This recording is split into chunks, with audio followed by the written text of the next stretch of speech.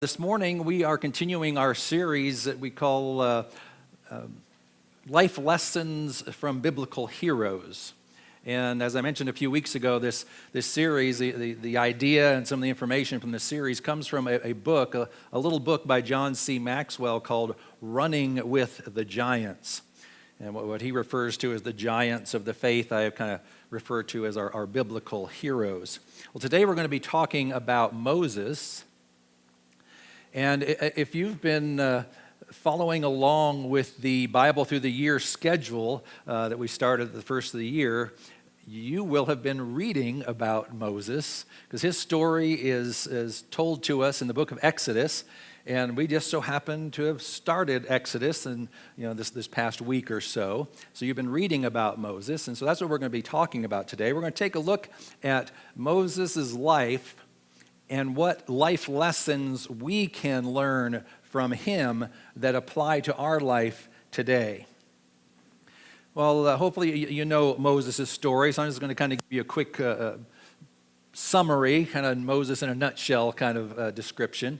Moses was born at a time when the nation of Israel was in Egypt. And you'll remember from history that Joseph had been sold into slavery, and through miracles of God, he became second-hand man to the Pharaoh. And so everything was put under Joseph's domain, and eventually his family came and stayed there. So the whole nation of Israel was living in Egypt. Well, many generations have now passed, and there is a Pharaoh who doesn't know about Joseph, and he's just kind of threatened by this nation within his nation that is growing up. And so he has decided to enslave them. And he put out a decree that all Hebrew baby boys were to be put to death, and all Hebrew baby girls were to be allowed to live. So this is the environment in which Moses was born. So Moses is born, and his mom takes him and hides him for 3 months. That's where we're going to pick up his story in Exodus chapter 2, verses 3 and 4. It says, "When she could hide him no longer, she took for him a basket made of bulrushes and daubed it with bitumen and pitch. She put the child in it and placed it among the reeds by the riverbank. And his sister stood at a distance to know what would be done to him."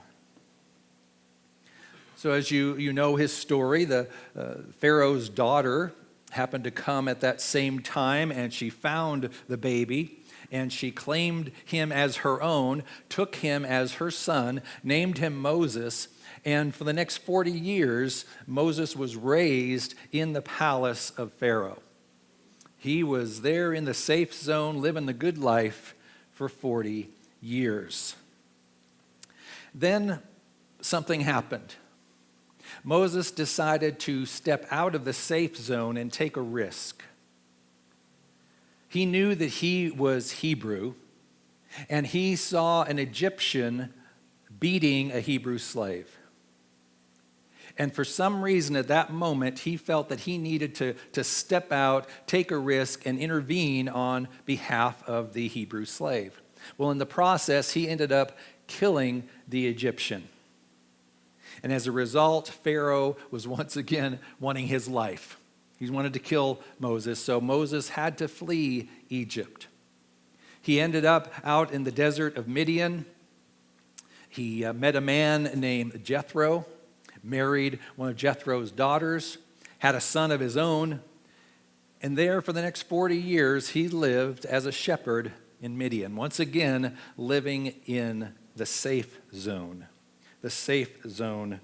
of Midian. But then another interesting thing happened in his life, and it's told to us in Exodus chapter 3, verses 1 through 6. Exodus chapter 3, verses 1 through 6 reads, "Now Moses was keeping the flock of his father-in-law Jethro, the priest of Midian, and he led his flocks to the west side of the wilderness and came to Horeb, the mountain of God. And the angel of the Lord appeared to him in a flame of fire out of the midst of a bush. And he looked, and behold, the bush was burning, yet it was not consumed. And Moses said, I will turn aside and see this great sight, why the bush is not burned. When the Lord saw that he turned aside to see, God called to him out of the bush, Moses, Moses. And he said, Here I am. Then he said, Do not come near. Take your sandals off your feet, for the place on which you are standing is holy ground. And he said, I am the God of your father, the God of Abraham, the God of Isaac, and the God of Jacob. And Moses hid his face, for he was afraid to look at God. So God goes on to call Moses to go back to Egypt, to free his people, to free the nation of Israel from their captivity. You can imagine how Moses felt. He didn't want to go back to Egypt. He didn't feel that he was the right man for the job, and he did everything he could to convince God, you need to pick somebody else. But Moses finally did give in, and he went back to Egypt and confronted Pharaoh and told him to let God's people go.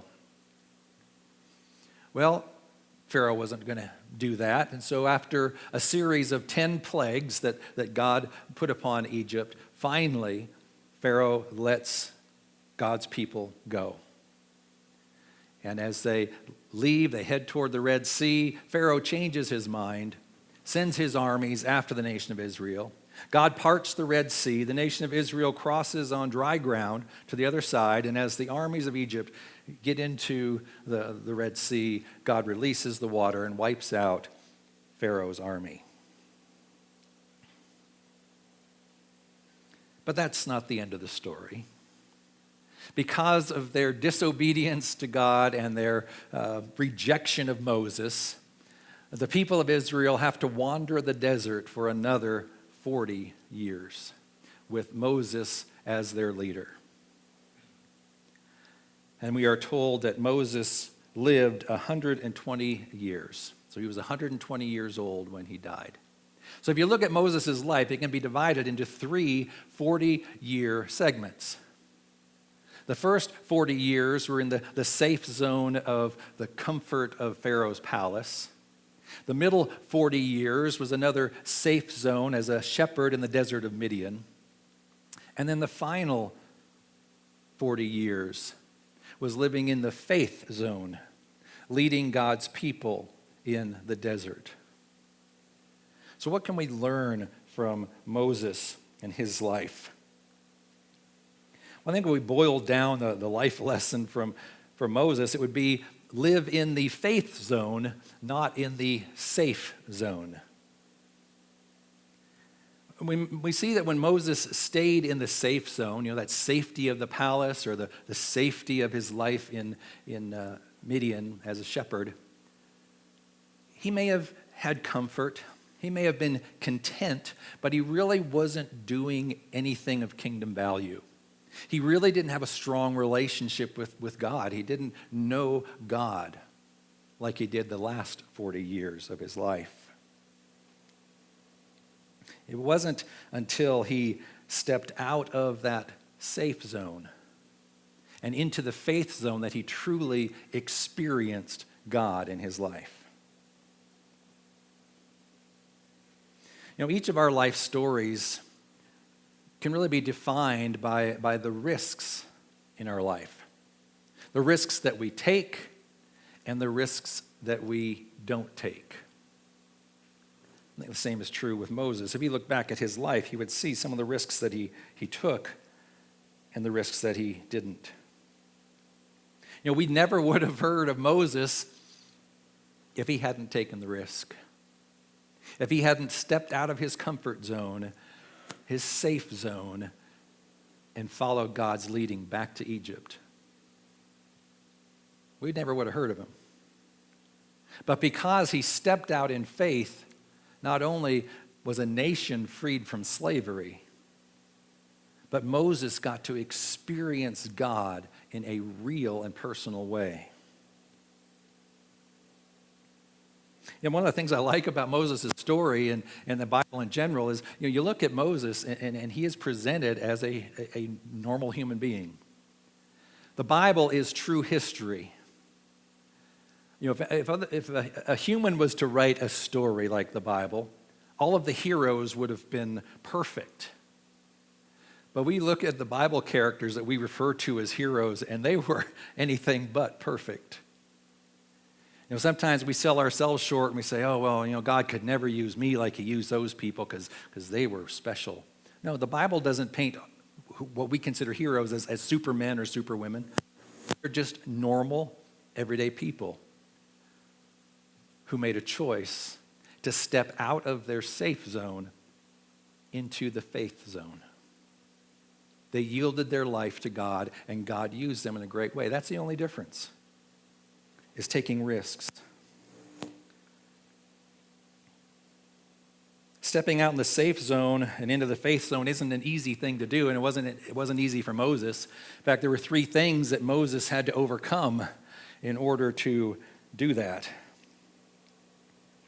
If you're following along in your notes, the first thing that Moses had to overcome is, number 1, Moses overcame the experiences of his past. The experiences of his past. Moses was born in uncertainty, right? He was supposed to have been put to death when he was born. But his mom followed God, trusted in God, and put Moses in God's hands. And he ended up spending the first 40 years of his life in the comfort of the palace. He grew up in that safe zone. But then he took a risk. But this risk he took on his own power. It wasn't God prompting him to do that. If you think about it, over 40 years, he had, I'm sure, seen Egyptians beat the Hebrew slaves many, many times. Why on this one time did he decide to stand up for the Hebrews? He took a risk. That was good. But he did it on his own power. And as a result, he ended up killing the Egyptian. And life comes full circle. Pharaoh wants to kill him again. Pharaoh wanted to kill him when he was a baby, and now 40 years later, Pharaoh wants to kill him again.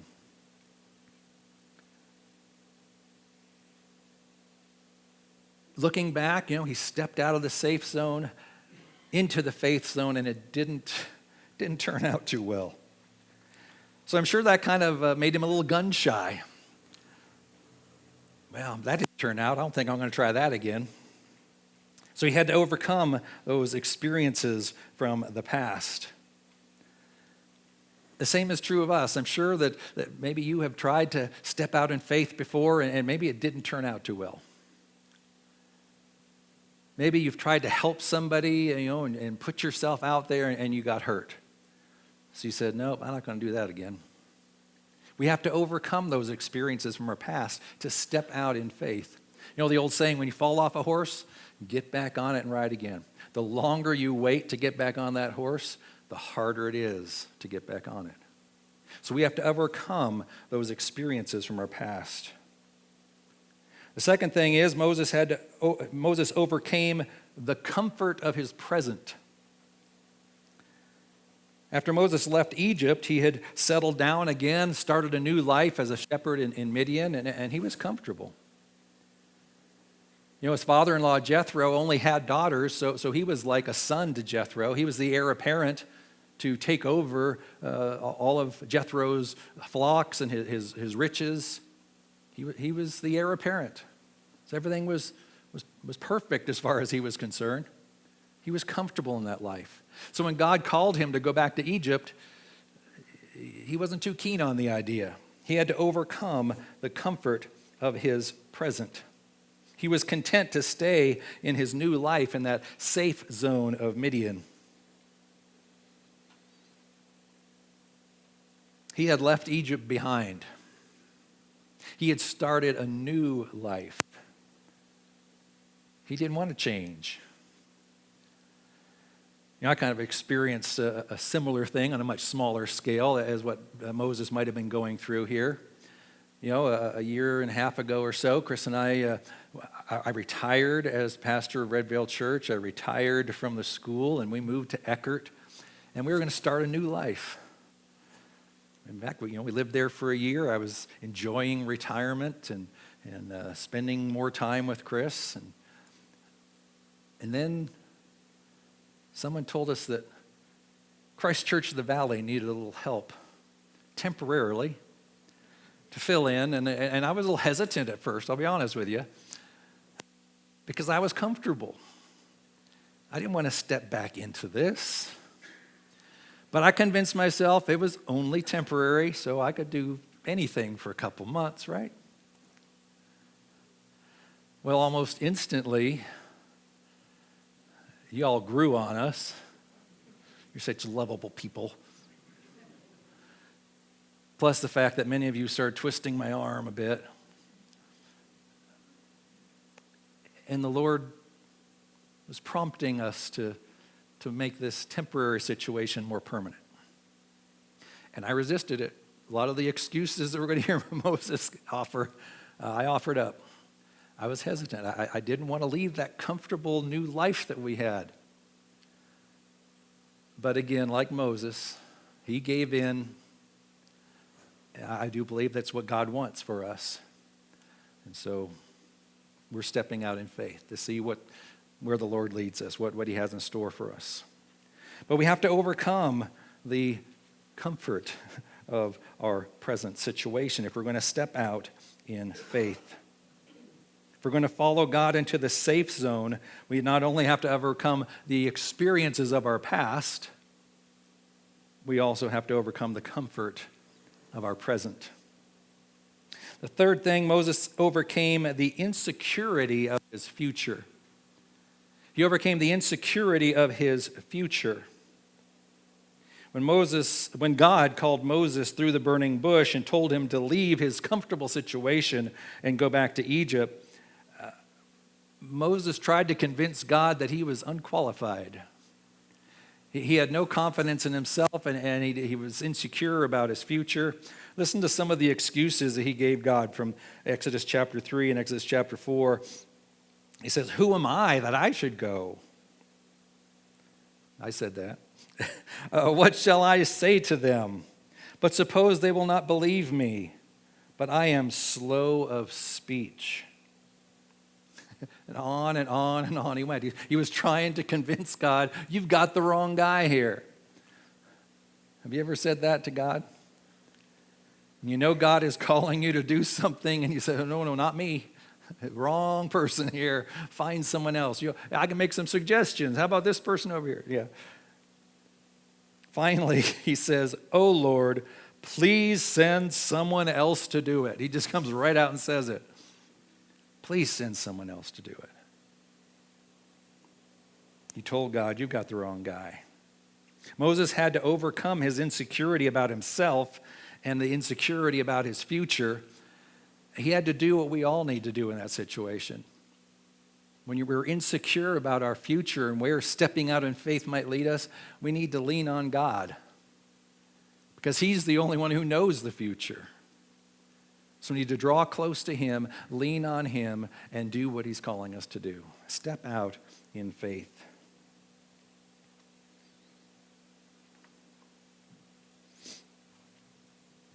So Moses did that. God wouldn't take no for an answer. Moses gave in, and he went back to Egypt. He went back, and as a result, the nation of Israel was freed, and Moses experienced God in a way like none other time in the first 80 years of his life. That always seems to happen. If you really want to experience God in your life, you need to step out in faith. If any of you have ever taken a foreign mission trip, that's a scary thing, to go to a foreign country, even if it's just for a week or two. But you experience God in a completely different way than you do just living here at home, just going through your normal routine. Anytime we stretch ourselves, anytime we step out in faith, we have to rely on God, and it strengthens our relationship with him. And we get to experience him in a whole new way. That's what Moses experienced. The last 40 years of his life, he walked closer to God than the previous 80 years.